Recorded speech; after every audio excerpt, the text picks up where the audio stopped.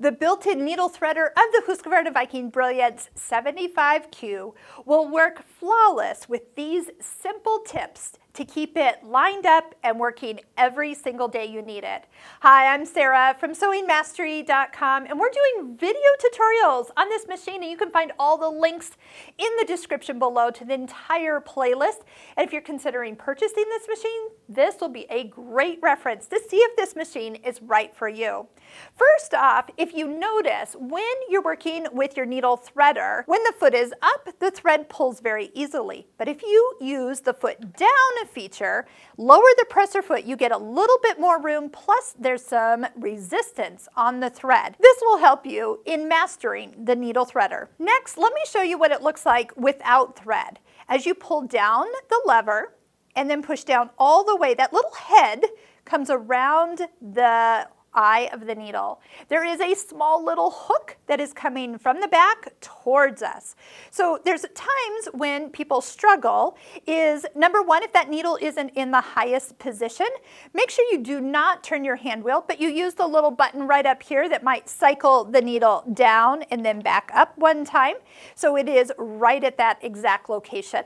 Next, when you come down, just so you don't have to get all your fingers and thumbs in there at once, that's always difficult for me anyway, is I recommend that you come down halfway, then bring the thread around this arm, kind of just swoop it underneath, then bring the needle threader all the way down and all the way down again. Make sure that head comes around the needle. Then take your thread across and bring it in that little mouth on the right side.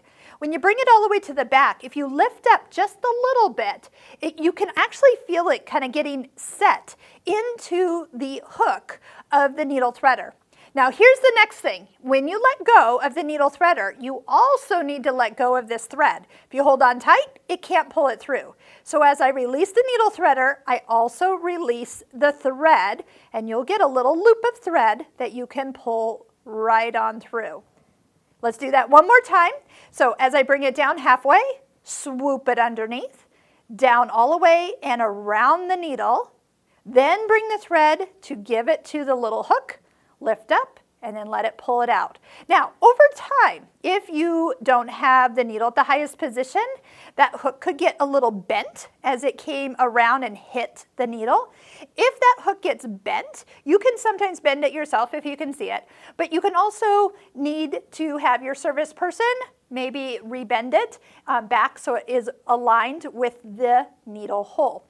If you're also using a size 70 or smaller needle, that needle threader may not go through it because there is a certain size it has to be to get through the eye, and smaller needles have smaller eyes. So if you're using a size 60 needle, you cannot use your needle threader at all. 70s, it's kind of iffy. Sometimes I can get through, but I also try not to force it.